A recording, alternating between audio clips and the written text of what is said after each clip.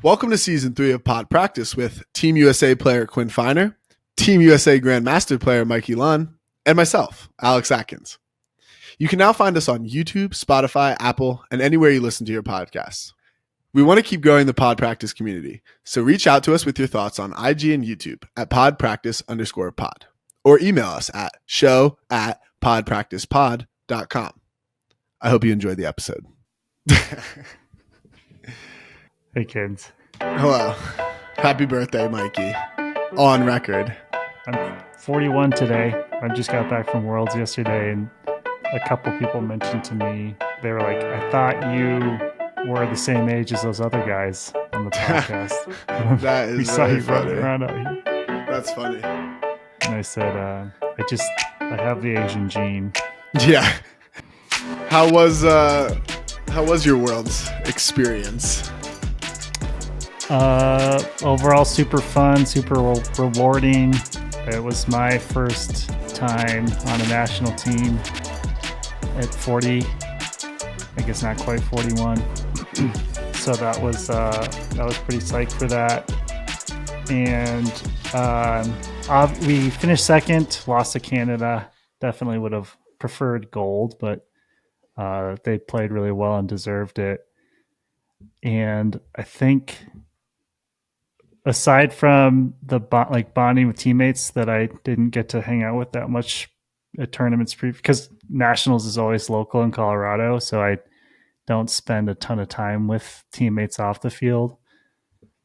So that was super fun, and there was a lot more interacting with the community and other teams than I'm used to as well, and I always felt a little jaded about other teams. I think I don't really give a shit, but it was pretty fun. It was nice that a lot of people said hi and said some nice things, and it was a good time to experience that side of Frisbee a little bit. Yeah, especially like as a player, you know. Yeah, that's true. I haven't experienced the game as a player in a long time, at least in that way. Because like Masters Nationals, when it's local, is right. It's so different than a real tournament. Yeah. All right, where do we go from here? I guess. Well, what's up with the Canadians kind of like smacking us around, at least in the men's division? Yeah. So, there's a lot of good players in Canada, obviously. The one of the differences is they were all select all-star teams. Whereas we were just a state. We were club teams. So why is that? Why are they national teams? I don't really know. I don't know why we don't select. I guess it's probably a logistics thing for USA Ultimate. We better get our shit together. I don't really know. It's like the open division and women's division and mixed division used to be the same until 2016 was the first year the US sent select teams. But until then, like in 2012, the US representative was Revolver. So it's still the same for Masters and Grandmasters, though. Canada was in finals for women's Masters, men's Masters, and men's Grandmasters, and swept all those divisions. Wow, that's impressive. Yeah, a lot of old stalwarts came out of retirement to dust off the cleats. Out of hibernation. How'd you feel about your play? What thoughts did you have about that on the field stuff? Like in finals or throughout the week? Just in general, like what was going through your mind, like as you were playing? Like how did you? So I played D-line. It was I felt really good defensively. To be honest, being with you guys on Bravo and coaching with TK has helped me defensively a lot. So my D felt really good, and I feel fit and in shape. I didn't touch the disc a ton though, and I think that hurt me by the end of the week because I'm normally a handler. In like the very first O point I played a finals, I was like, they wanted to send it to me because usually that's how O2 works, is that they'll send it to me. Mm-hmm. But I was like, I don't think so. What can I cut? Can we send it to Bart instead? And it ended up being a good thing. I just cut deep and he threw a 1-pass goal to me. Yeah.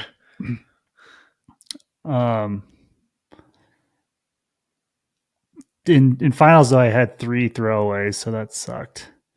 And I think I don't know. I think it was interesting to play out the coach, think about the coach side of things and player side of things, because as a coach, I'm always trying to remind you guys, like, this game's no different. Don't try to do too much. Yeah. But on 2 of my turns, I was trying to do too much. Yeah, it's it's probably refreshing for you to get that perspective, because it always just helps, like, whatever it is, if you're a coach coaching players, for you to go get that player experience probably gives you a lot of insight on stuff. It does. It helps me. I think it helps me relate to you guys when you're on the field. Right. Because the not trying to do too much, it's like, for me, it's so much of a habit, you know what I mean? And it happens so quick. Like, I don't ever go into maybe I do, maybe subconsciously, maybe I'm, it's in there and it's just not totally at the surface, but I don't feel like I'm ever going into situations thinking like I'm trying to do too much, but it just happens so quick. We're in the moment. I think a lot of the time it's really like habits, certain situations, and I do think the outcome dictates a lot too, for sure, about like how we're thinking about that stuff. Like, in hindsight, I do. So throughout the week, we were playing the lines pretty evenly or resting the D starters, and I was one of the D starters. So in hindsight, in retrospect, I did feel a little out of rhythm. So I kind of wish maybe we would have played some of our D starters on O, like in games that we were just gonna do well regardless, just so we could have some more, just feel a little bit more comfortable. Because it happens. You know the feeling, right? When you're playing D, even though you don't play a ton of D anymore. I did yesterday. Played the whole game. We'll talk about that. When you get the disc, it's just like a different feeling. You feel more pressure to do things, and even me, and I would say that I'm a pretty darn experienced player at this point. It still feels surprisingly unfamiliar, even though I've done it a million times. Interesting. Yeah. Yeah, I probably haven't played enough recently to think about that, but there is that just difference of, I feel like so much of it is like, you're just tired when you get it on D. Like, you kind of want it to end. Like an O point, it's harder to have that grind. We're just going to grind it out relentlessly on defense all the time because you just are a little bit more tired. So your body's telling you, we want to end it. Yeah, and that Team Canada, Grandmasters Team Canada team they were hard to get the disc from. I think we broke them. We played them 3 times throughout the week. That's crazy. And I think we had maybe like 4 total breaks in 3 games. That's like not much. That's kind of insane. Yeah. Wow. Yeah, I mean, I might as well give them some shout outs while we're talking about them. I guarded their handlers a lot, so Anatoly Vasilyev and I got to match up a lot. He was an old GOAT player and furious player. He was actually on the Team Canada mixed team at WUC this year too. I had forgotten about that. That's crazy.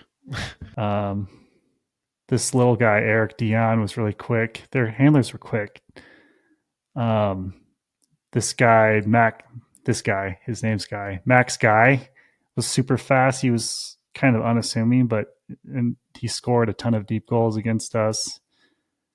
And then like the big two, John Hassel and Andy Ochterlony. Are you old enough to know who John Hassel is? It maybe rings a bell, but no, I'm not super familiar. He's like one of the 4 best Canadian players for sure of all time. Really? He's like 6'4", 6'5". Brown hair? Did he have like long brown hair when he was playing? It's brown, not super long. Okay. I think I've watched a little bit of that. He moves really well, and he just is such a good thrower. Lindquist, number 20 for them. Jeff Lindquist. Do you remember him? That definitely sounds familiar. Yeah, he was super good. I'll just name all their O-line guys. Jerome Boucher, I think is how to say his name, was a quick handler. This guy, Kirk Nyland, kind of roasted us with some deep shots the first couple of games. Brendan Wong, I think played Furious even in the last couple seasons, and was playing, in the GM division. He was hard to guard. Overall though, really hard team to get the disc from. Yeah, I mean that's seems like a lot of good players, and. Looked like I watched a bit of your guys' final till it started going bad. I couldn't watch anymore. But yeah, they looked good and they had momentum. And when you're executing like that, I also feel like it's funny just watching it like in the Grandmasters division. I feel like even more about that executing and just taking, the hitting.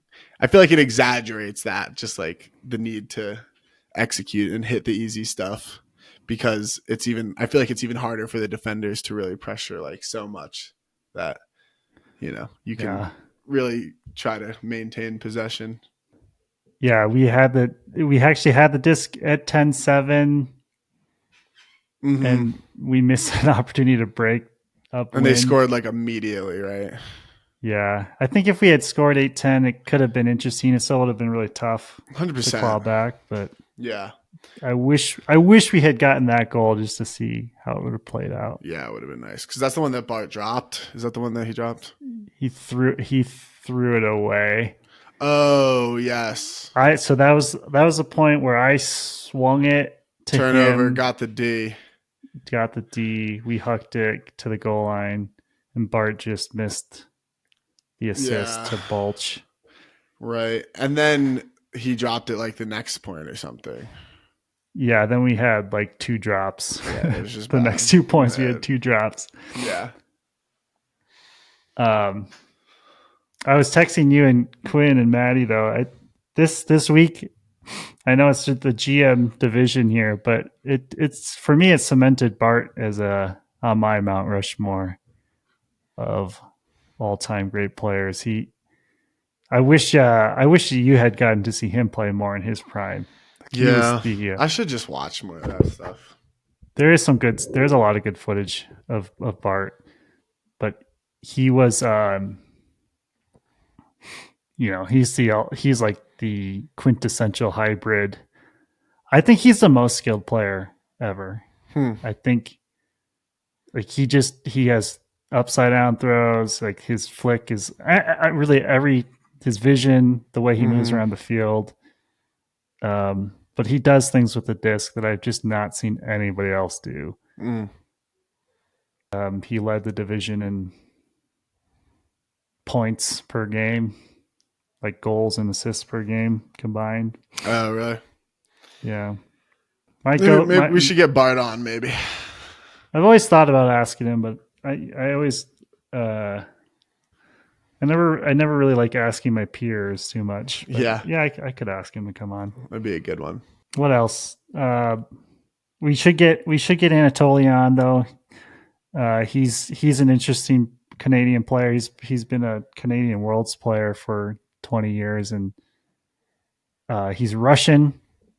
Moved to Canada a couple decades ago. He played on the 08 Worlds team, men's team that beat the U.S. That was the sockeye team representing the U.S. in 08. He said he barely spoke any English yet. But he's also played for Goat and Furious, and he's run a lot of clinics around the world. And cool. He told me he's actually coaching the U24 Swedish national team. Very cool. Which was interesting to me. He told me like a lot of international U24 teams they ask North American people to coach them, which surprised me. But I guess it makes sense because makes sense in some ways. They don't have. Yeah, they just have more experience, I guess, than North Americans. Right. But logistically, I guess it's a challenge. But no, that's cool. And it's cool that people were going up to you saying what's up. I always love that when we go out to tournaments. Keep it coming. Thanks for saying hi. Yeah, we love hearing all your stuff, whether it's questions, comments. We got the email and the Instagram and the introduction to the episodes, but keep reaching out with ideas and thoughts, questions, good, bad. All of it is very helpful. So, the Team Canada head coach, Kevin, his name's Kevin Vigar. He told me after finals that they assigned 2 of our episodes as homework to listen to. So do you know which 2? He said it was our episode about resets and our most recent one about I think it was the disappointment at Club Nationals and just. Oh, interesting. I imagine to focus on the mindset of things and. Yeah. No, that's really cool. Yeah, and actually, I'll pull up a couple things that they gave me. I was the first game we played. They gave me this as a spirit gift. Nice. Just a Canadian T-shirt. A Canadian T-shirt that says A. And then Kevin gave me his head coach jersey. Oh, cool. Thank you, Kevin. And then I did end up trading. Actually, I traded a pod practice reversible for Tolley's jersey. Nice. His white. I'm going to send him some Bravo pants too. And it looks like you got a nice. Did you get that Japan hat there or no? Oh yeah. That's cool. I also have you can't see, but I have the Japanese warm up pants on. Oh God, must be cool going to an international tournament. The Japanese gear is a hot commodity. Everybody wants to trade with the Japanese people. Yeah. No, that's awesome. A few other shout outs. Mateo from the Mexican mixed masters team. He's actually only 25 and coaching them. Oh, fuck yeah. He came up to say hi. Mateo, hit me up. I'm trying to play some Ultimate in Mexico. Hit up kids. He quarter Mexican Mateo, just so we know. You actually follow him back on IG already. Hell yeah. He's looking to potentially try out for some US teams, maybe a UFA team or 2. So good luck to you, Mateo. Hell yeah. Hit us up if you're looking for any advice. Yes, and also let me know. I would love to go down to Mexico to play and or help in any ways. Pod practice. Preferably near Guerrero, Tasco, so I can see my abuelita, Leonor. What's that? Who's that? Leonchi. She's not my biological grandma, but she was my abuelo's last wife. And she's still Very good. Like my mom, we visit her frequently. Okay. My mom we're all in like very good relations with her. I love Leon. She's just really cute.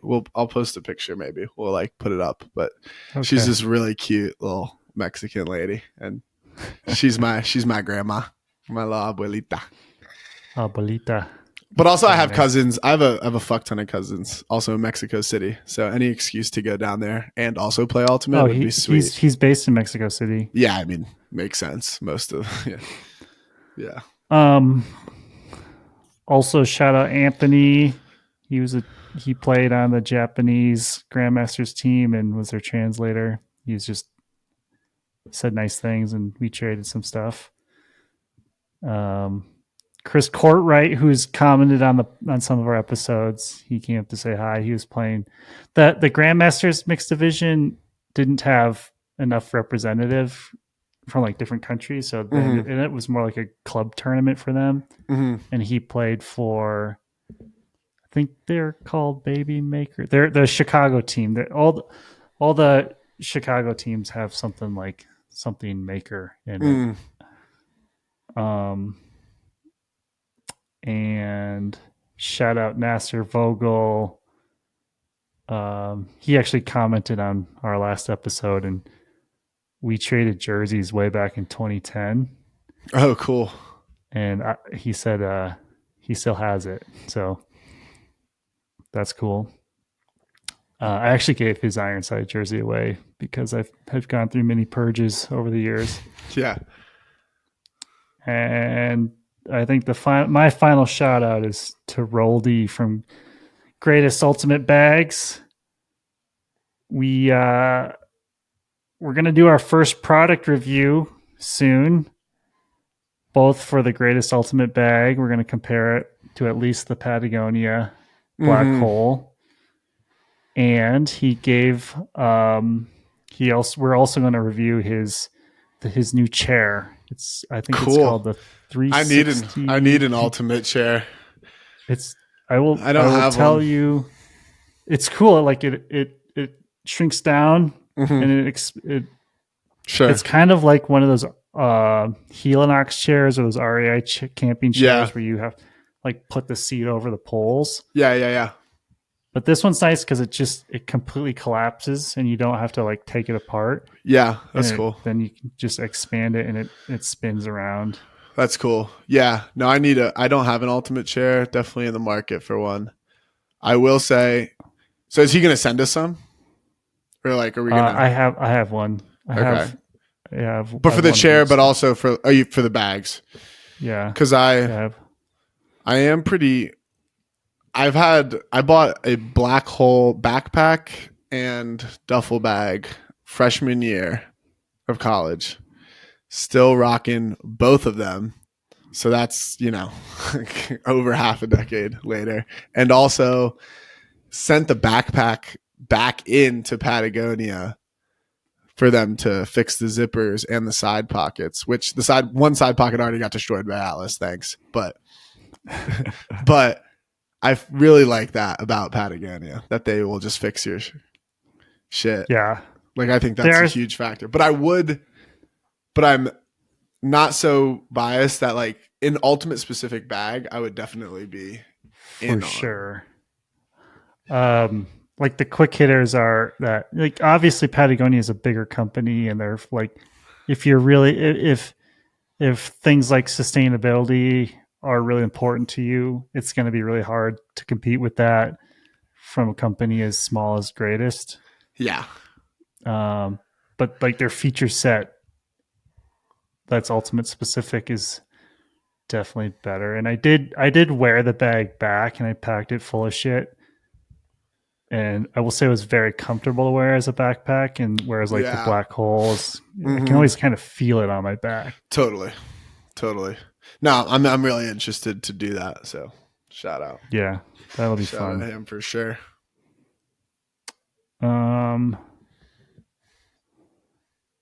What else? Should I give a few teammate shout outs? Well, yeah, you might as well. I think I mentioned that it was cool to be on a national team finally, and For me, it was particularly special to play in a world final with Bart because he and I have been friends for a really long time. And even before we were friends, he's actually the reason why I'm in Colorado too. He recruited me to come out here. But even before we were friends, he's been one of the best players in the game since he was in college, and so I always looked up to him. And it was awesome to have that experience, to be able to play with him. Yeah. And then I'll shout out Ryan Siegel because he's a big supporter of us. I love Ryan. He is a great supporter. Yeah, and he was in my Twitch stream helping me out. Yeah. Oh, he told me that. Yeah. He said, over the week he just kept saying nice things about the whole pod too, and actually Ryan, quick tangent, was kind of one of the helped generate the idea for like really kicking off a pod, because it was the first Summit season when I started to joke around with Ryan that the Summit should have me on to do the High Ones pod, because this was when the Summit was doing they had like all the weed sponsorships, and I was telling Ryan that the Summit should have me do a podcast where I get higher and higher like every question.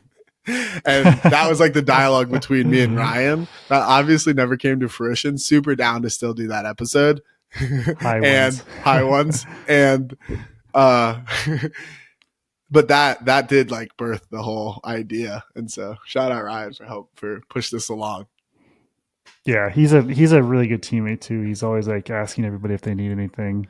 Yeah, and I like Ryan because he's one of those guys that like any idea that I have, like it's the Twitch streaming, it was the High Ones pod. That's obviously a little ridiculous, but it's like he'll talk to you about the idea. You know what I mean? Which I enjoy.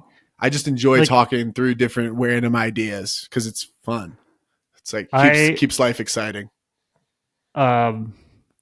I'll shout out Steven Ruiz, who's he's also I think he just missed out on the Hall of Fame, but he's like an all-timer for sure. Yeah. One of the Mamabird goats and one of the Bravo goats. He told me I should be telling the Johnny Walker guys more about the podcast, because I typically do not talk about it because it's like I'm a little bashful about it. It's kind of weird. Sure, like if someone brings it up, I'll talk about it, but I'm not just bringing it up, But he was encouraging me to send it out more, and he also he's one of my favorite captains that I've ever played under, and he's actually been going through a lot, like family wise. His wife Tina is battling breast cancer right now and wasn't able to attend Worlds because of that. So he's dealing with a lot of stuff at home, and obviously we wish Tina the best. I think she's doing well. But I know they give a lot to the community as well here. Yeah, they do. They coach with one of your teammates, Plow. They coach middle school with him. Mm-hmm. And then maybe I'll quickly just say Brett. I love playing with Brett. Rabbit, who's also a Mamabird alum. One of the funniest guys you'll ever meet. And Joel, who's helped me get back in the field. Right. I could go. One more.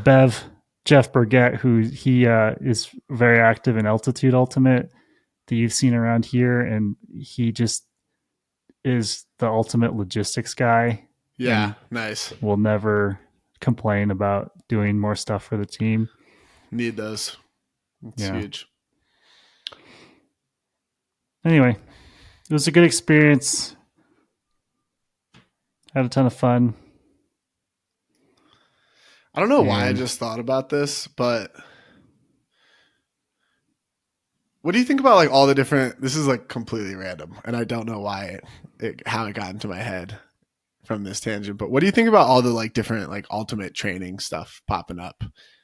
Like I see a lot of different, players, whether it's like Rowans or Elliott. A lot of them are DC based because I think they spawned from Rowan, but like the different like video training, one-on-one training, whether it's online or in person. Like more focused on the skill stuff in Frisbee, or more Just, focused I mean, on because I just see more and more, or like Connors, I just see more and more popping up, whether it's on social media and they seem to offer like the training stuff. I think it's awesome overall. I love it. I think if I were a consumer of it, I would say they probably all offer really good things. The one thing that I don't like about some of these things is when I hate when it goes into like right versus wrong, or like try this throwing set and you'll become a great thrower. Which is what gets clicks, I feel like now. Because like to get clicks, it's like stop doing this to throw 80 yards. It's like Kurt. It's even like Kurt has it on YouTube now, and I saw that he offers, one-on-one stuff. Yeah. Kurt's been putting out a lot of videos. If I was gonna coach, I think my like dream situation would be like 5 younger kids in Boulder. Like a small group, maybe like 7, less than 10. I think smaller groups is the way to go. Like capped at 10, like younger kids. And I don't think I don't think it's realistic now, because I don't think there's that many kids as committed to it. Maybe, I don't know. Either way, I'd want like less than 10, like really committed individuals who are, I think, on the younger side. I prefer to work with like younger kids. I find it more fun. And I don't know what I prefer. Go ahead.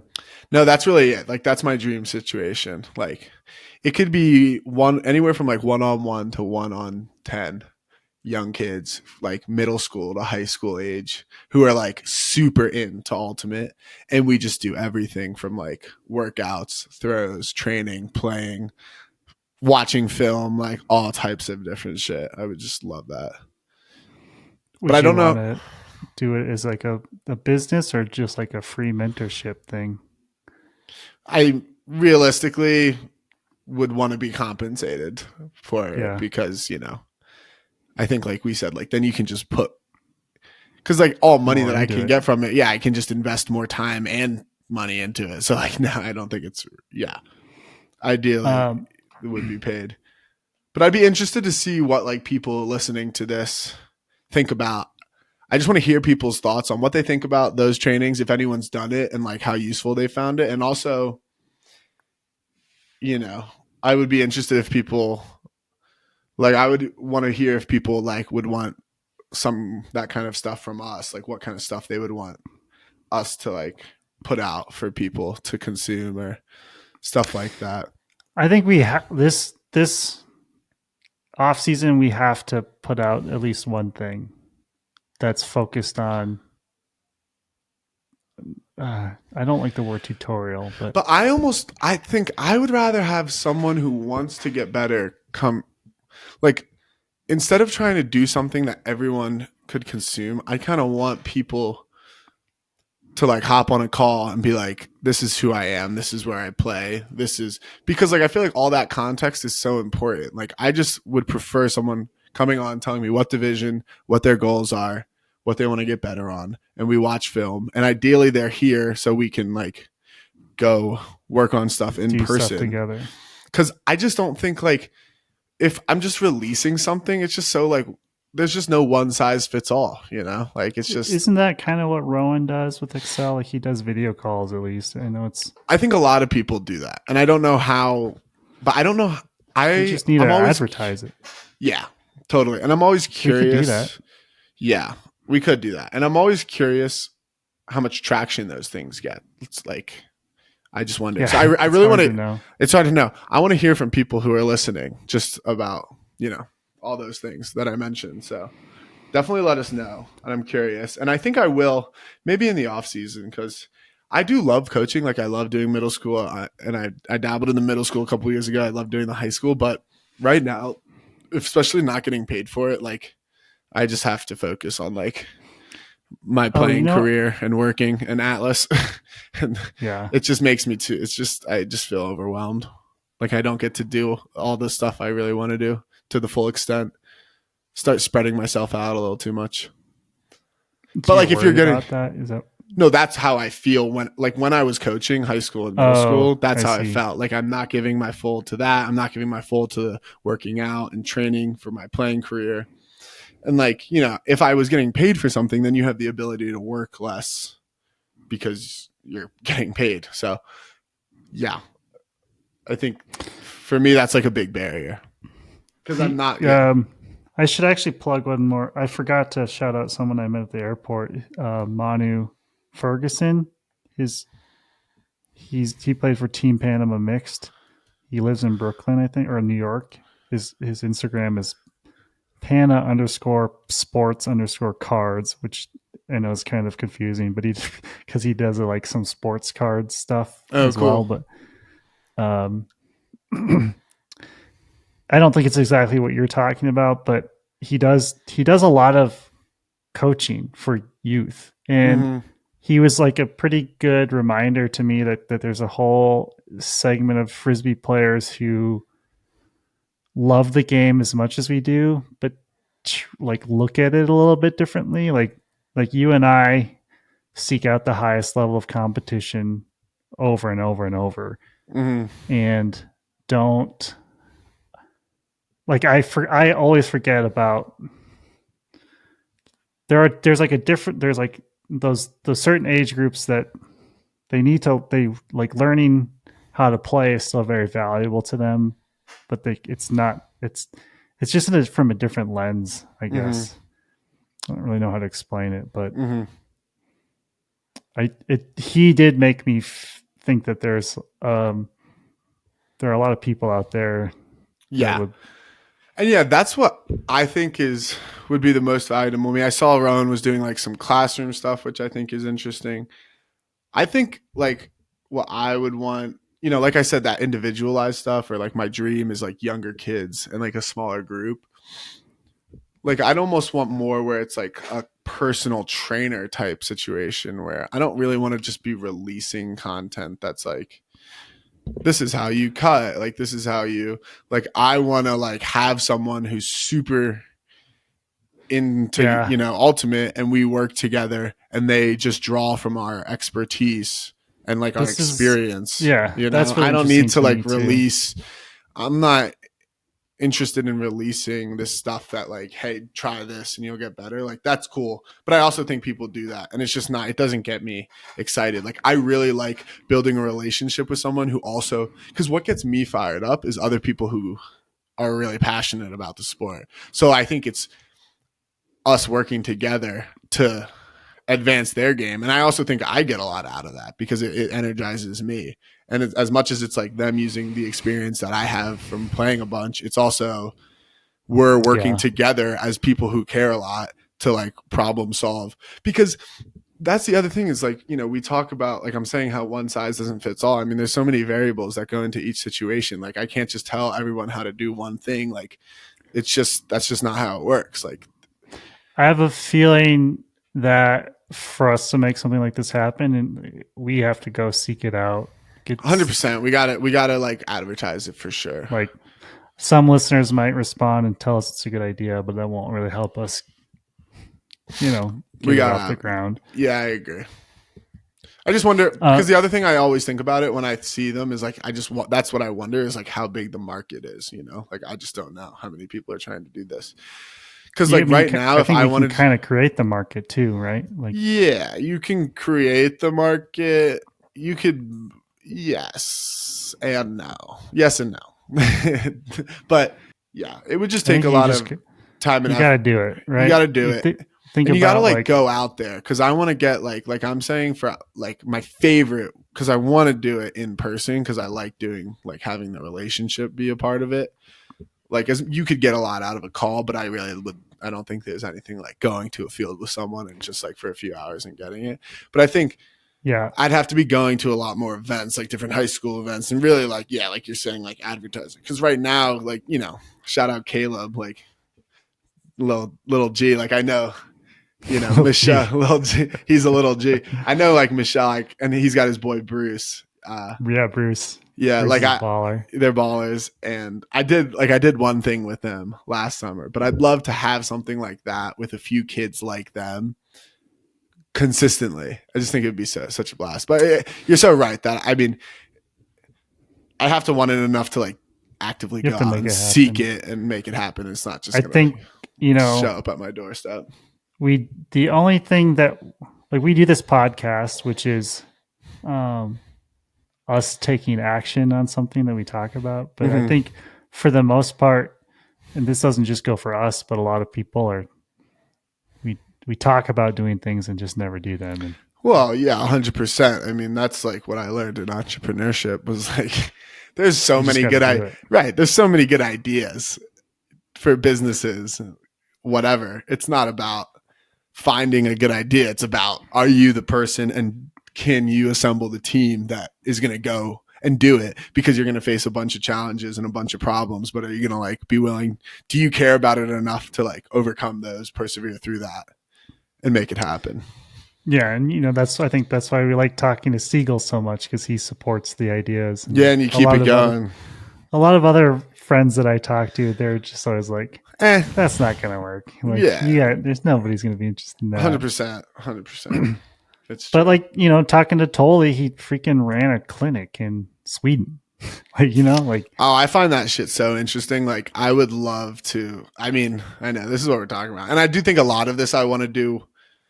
I want to really get into it when I'm older. Like right now, when I'm playing, I kind of like focusing on being a player. Like I don't want to get too far into this that I miss this part of my life. That's also, you know, very enjoyable, and I like putting a lot of time and effort into.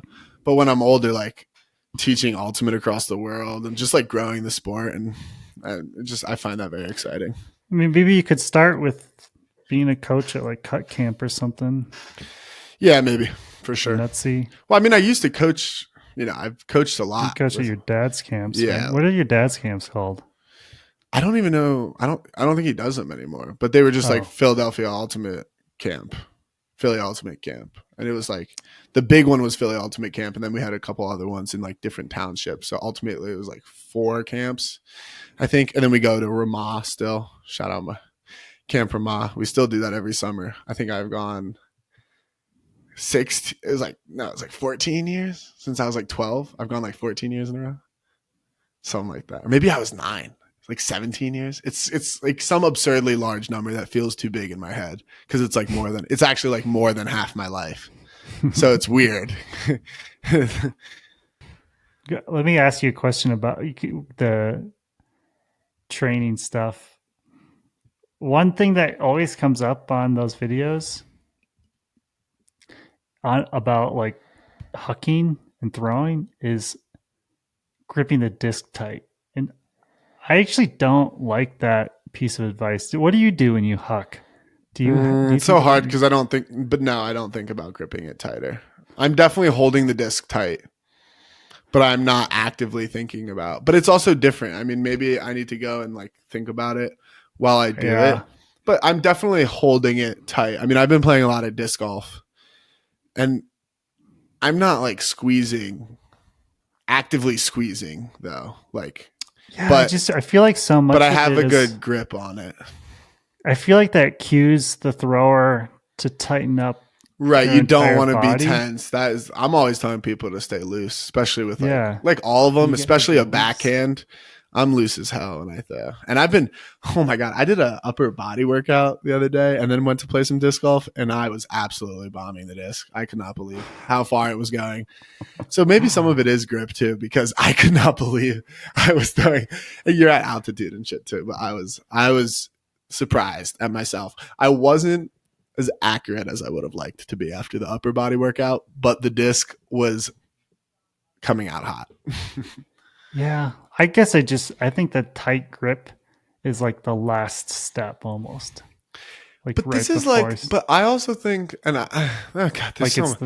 this is a problem too when I think about like releasing and like teaching people. Is I start to realize how little I know, and I'm like, I'm not equipped to teach anyone anything, because when it comes to like teaching things and like the whole philosophy of like teaching something, I'm like, do I tell anyone to really how much should you even really be telling anyone to do anything? Or is it just about repetition? Like, I know people have told me shit in my life, and obviously I found a lot of it meaningful and like helpful, but ultimately I've gotten to where I am because of repetition and like self-reflection and like iterating on stuff through repetition. I mean, it's just, I don't know, man. Like it's overwhelming sometimes when I get into these like kind of shit. Cause it's like, like one of our listeners reached out after we had Ian French on and told us about external cues versus internal cues. I think it's phrased, and how it's people learn better when they're, what's a good example? They're like, if you tell them to like look down at your heel and then look, I don't know, like if you tell them what to, like, how to move their body. Gosh, I'm butchering this. We'll have to reference it. We'll reference it. We'll link it in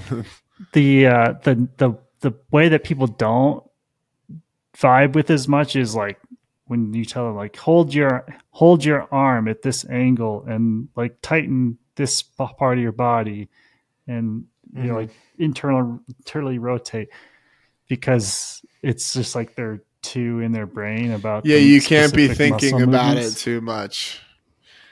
But but there is probably a way to cue people. Yeah, I see what you're saying. There's a better way to cue people. We'll have to see what they were saying. No, it's interesting. But anyway, I don't know why that tangent came from, but I'm glad we ventured into it. Last thing real quick, because I have work in an hour, but let's talk a little bit about so I called it the Paternal Scrimmage because I named us dads. So we were dads, the team dads for the game. So yesterday we, being some Bravo and some Summit guys, scrimmaged Bird on a really nice Sunday morning, Kittredge Fields, which if you're a college kid and or a club player listening, I highly recommend setting up scrimmages because they're really fun, and especially in the off season, mutually beneficial because and especially earlier in the season, but honestly at all times, like, you know, it's good reps for the college kids and it's really fun for the older guys to play some ultimate, you know, during the off season. So we had a great game. I think it was 15-13. We had, at the end, we had 14 people playing, but you know, Birdie stepped up this time, huh? Birdie stepped up. Offense played well. Like their O-line looked good. And they didn't have like Tobias playing either. So it's obviously he's still hurt. Yeah, he's still a little bit hurt. And they didn't have Shigley playing as well. So, you know. Oh, those are big. Those are big. Two big players. That could help them for sure. No, but they played really well. It was really fun.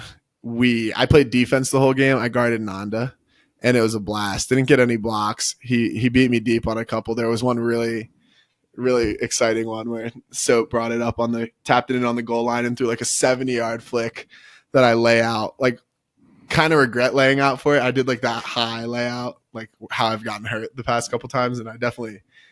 Did you tweak something? No, I definitely felt it in my knee that I hurt before, but not in like the ways that I got hurt in the past. But I definitely, hit it. But it was a sick play because I like full sent it for the D, and Nanda went up and like got it high. And so, you know, all the college kids are like super fucking hype about that. And I think, you know, what I was realizing after, and it was just a all around great day. Like scrimmage was pretty intense, but fun. Went to the C after, just like old times, but just the dining hall at CU. But what I really was thinking about after, which was, I just love defense so much and like playing defense because I'm just like always frustrated in a good way, like being motivated. Like I think, you know, having played offense so much, I have gotten to a point where it's like either we're doing our job or we've failed. And there's not a lot of room for like doing stuff really well, or it doesn't feel like that all the time. And on defense, what I like is you're constantly trying to just be closer and do a better job. And obviously I haven't played as much, so it's even more for me, but you know, and you're getting beat And I think I actually am someone who almost prefers that kind of vibe than like the offense, which is the offense is like me constantly, winning little matchups because it's just offense is easier and having to, deal with that. Whereas defense is like me just getting beat all the time.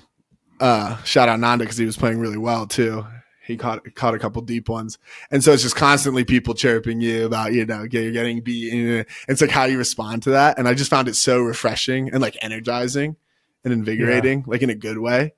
And it's just, I like that mindset about playing Ultimate and approach it. And I just think it's interesting how different those mindsets are, because I do think there is a part of the offense that's like you score and that's what you had to do, or you don't and you failed. Whereas like the other thing I like about defense is like I can get beat 3 points in a row, but if we get the nice block and I make a 6 guy and we score a break, like it's a huge sucker punch, Totally.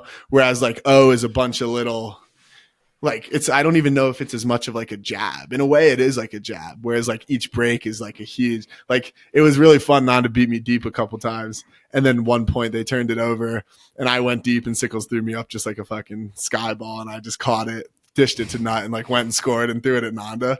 And it's just so fun because he's beaten me like 3 times, but all I have to do is get one on defense and you can like, totally piss him off and like you've been getting destroyed the whole game. Another thing I love about D, I like to love the chemistry with teammates more on defense. Like the conversations after a D point, I would guard handlers with Joe I on the USA team, and we talked about adjustments and like switching matchups. Mm-hmm. I think that for some reason I just enjoy that even more than the offensive side of the ball.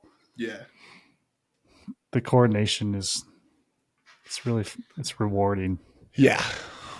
So I'd also, if you've made it this far, let us know what you think about the different mindsets and how you approach offense versus defense. And also it made me, I think, so I played probably like 5 points of offense and I think I scored like 3 first throw deep shots on the points that I went on. Like I just went deep and like Nut threw me 1, Tape threw me 1, or Tape threw me 2, whatever. So it was just like easy. But what I liked about it is it felt, because I was playing defense and putting so much of my energy into that, I wasn't overthinking offense at all. So it's like, all right, whatever. Let's just fucking like we're doing whatever. And I'm just playing, and it felt really freeing. And I think, another thing that it made me realize, and I was talking to Buck a little bit after, which, thank God I live with Buck because I can like, we were talking a little bit about my defense after, and I thought like he had some really nice.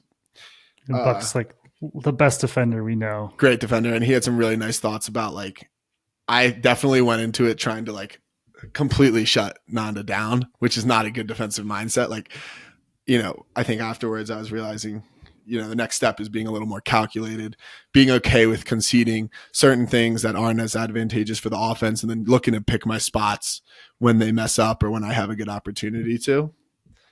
And I'll have more energy if I'm not just trying to shut down everything, if I'm being a little more focused on positioning, taking away what I need to take away, giving them what I know I'm going to give them. And, obviously it sounds great when I can just say it and I'm not on the field actually having to do it, but that's still the plan going into it. But the other thing that was nice that came out of that conversation was like, if, I'm playing offense, I think a great focus for me will just to be play good defense on the turn and don't really need to worry about too much of the other stuff, because I've played offense for so long and thought about it just as much as you really can.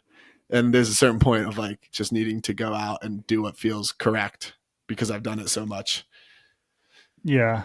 Yeah. Oh, I'll tie this back to some world stuff because it seems relevant, and I imagine some world's people will be listening to this one. Defensively against Canada, one thing that we did poorly, especially the first 2 games, our like deep defenders were always, or deepest defenders were always trying to switch on to the like anybody who was cutting deep without like it was for things that weren't really that threatening, and then Right. we give up a huge Give up free under, releases, yeah.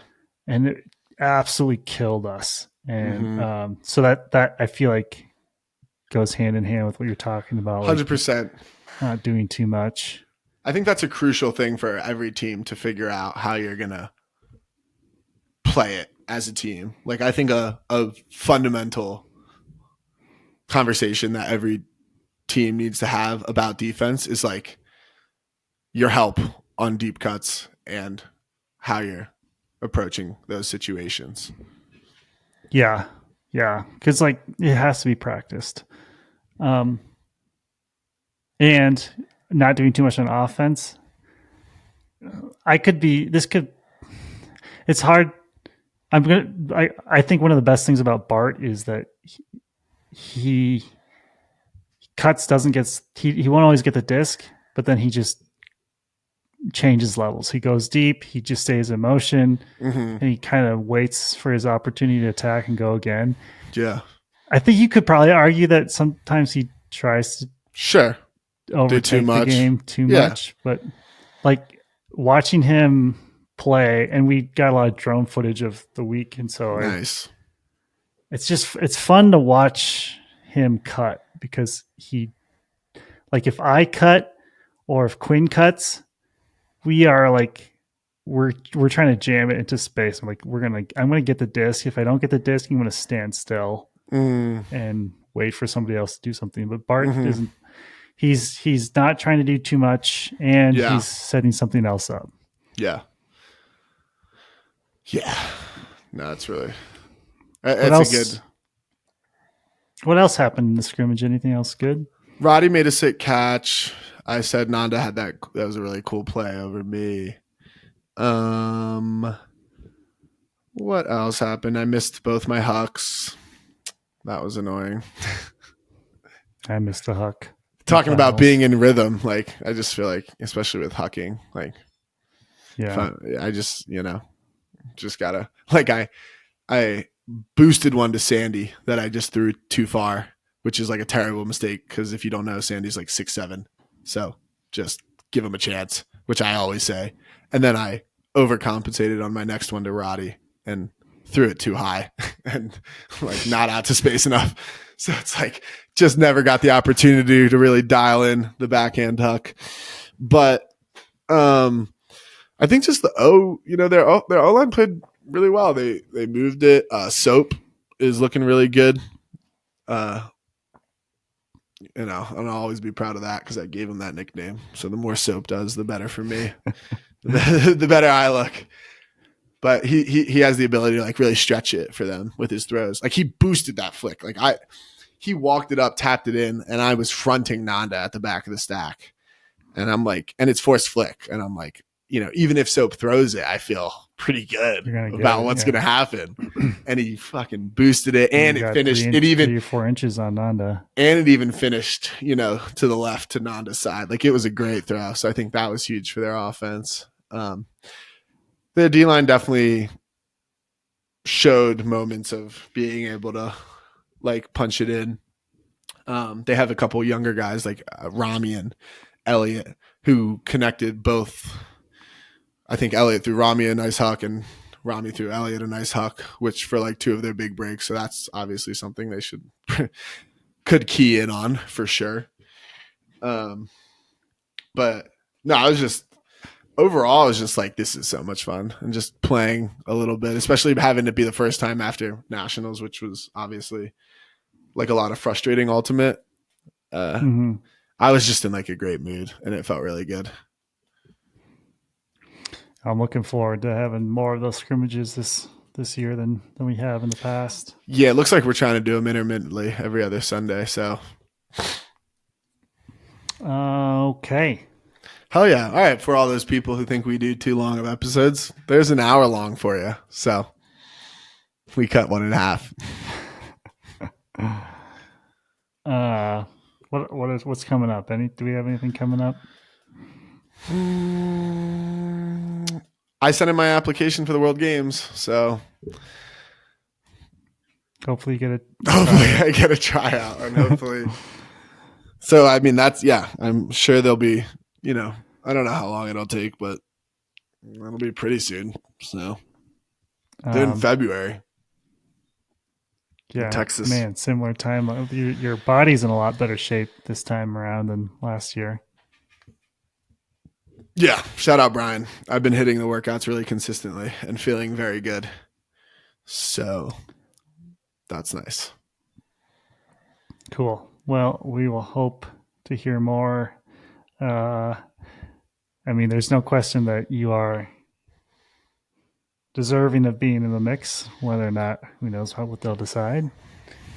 Who knows anymore, man? Well, we'll just cross our fingers and leave it at that. Oh, never mind. I'll tell you this off the record. Haha, secrets. Suck it, everyone.